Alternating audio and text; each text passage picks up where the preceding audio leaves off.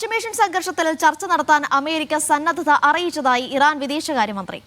അമേരിക്കയുടെ ആവശ്യങ്ങൾ പഠിച്ചു വരികയാണെന്നും ഇറാൻ അറിയിച്ചു. നാവിക ഉപരോധം പിൻവലിച്ചാൽ ഹോർമുസ് തുറക്കാമെന്ന നിലപാടിലാണ് ഇറാൻ. റഷ്യൻ പ്രസിഡന്റ് വ്ളാഡിമിർ പുടിനുമായി അബ്ബാസ് അറാഖ്ചി ചർച്ച നടത്തി. ബി.കെ. സുഹൈൽ വിവരങ്ങൾ നൽകാനായി ചേർന്നു. സുഹൈൽ, വ്ളാഡിമിർ പുടിനെ കണ്ടിരിക്കുകയാണ് അബ്ബാസ് അറാഖ്ചി. ഈ കൂടിക്കാഴ്ചയിൽ എന്താണ് പ്രധാനമായും ചർച്ചയായത്? അനിഷ, പശ്ചിമേഷ്യൻ സംഘർഷവുമായി ബന്ധപ്പെട്ട ഏറ്റവും നിർണായകമായ ചില സംഭവവികാസങ്ങളാണ് കഴിഞ്ഞ മണിക്കൂറുകളിൽ ഉണ്ടായത്.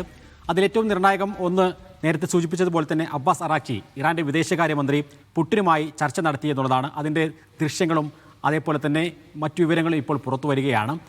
അതിൽ പുടിൻ എടുത്ത നിലപാട് പശ്ചിമേഷ്യൻ സംഘർഷം അവസാനിപ്പിക്കാൻ ഇറാന്റെ കൂടെ നിൽക്കും എന്ന ഉറച്ച നിലപാട് പുടിൻ എടുക്കുന്നു എന്ന് മാത്രമല്ല, ഈ ചർച്ചയിൽ പ്രധാനമായി വന്നത് ഒരുപക്ഷെ ഇറാന്റെ സമ്പുഷ്ടീകരണം നടത്തിയിട്ടുള്ള യുറേനിയം അത് എവിടേക്കെങ്കിലും മാറ്റുകയാണെങ്കിൽ അത് റഷ്യയിലേക്ക് മാറ്റുക എന്നതടക്കമുള്ള ചർച്ചകൾ നടന്നു.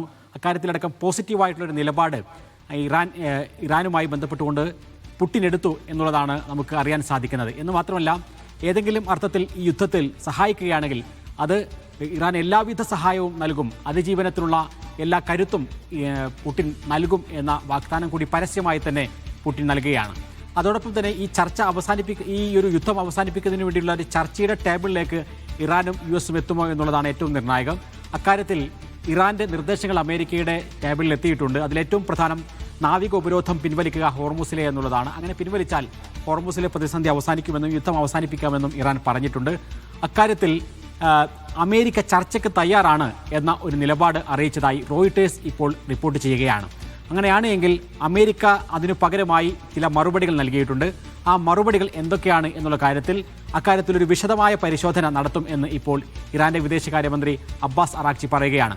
അപ്പോൾ ഇറാൻ അങ്ങോട്ട് നൽകിയിട്ടുള്ള നിർദ്ദേശങ്ങൾക്ക് പകരമായി എന്തൊക്കെ നിർദ്ദേശങ്ങളാണ് അമേരിക്ക നൽകിയിട്ടുള്ളത് എന്നതിൻ്റെ വിശദാംശങ്ങൾ ഇതുവരെ പുറത്തു വന്നിട്ടില്ല. ആ കാര്യങ്ങളിൽ ചർച്ച നടക്കുകയാണ് എന്നാണ് ഇപ്പോൾ ഇറാൻ പറയുന്നത്. മധ്യസ്ഥ രാജ്യങ്ങളായിട്ടുള്ള പാകിസ്ഥാനും അതേപോലെ തന്നെ തുർക്കിയും ഈജിപ്തുമെല്ലാം വളരെ വലിയ സമ്മർദ്ദം ഇറാന്റെ മേൽ നടത്തിക്കൊണ്ടിരിക്കുന്നുണ്ട്, എത്രയും പെട്ടെന്ന് ചർച്ചയിലേക്ക് മടങ്ങണമെന്ന്. പക്ഷേ അതിന് വെറുതെ ഒരു ചർച്ചയിലേക്ക് പോവുക എന്നുള്ളതല്ല, കൃത്യമായ ചില അജണ്ടകളുടെ അടിസ്ഥാനത്തിൽ, അതേപോലെ തന്നെ ഒരു ഉറപ്പിന്റെ അടിസ്ഥാനത്തിൽ, ആഗോള രാജ്യങ്ങളുടെ ഉറപ്പിന്റെ അടിസ്ഥാനത്തിൽ മാത്രമേ ചർച്ചയിലേക്ക് പോകാവൂ എന്നുള്ളതാണ് ഇറാൻ പറയുന്നത്. അതുകൊണ്ട് തന്നെ വരും മണിക്കൂറുകൾ ഏറെ നിർണായകവുമാണ്.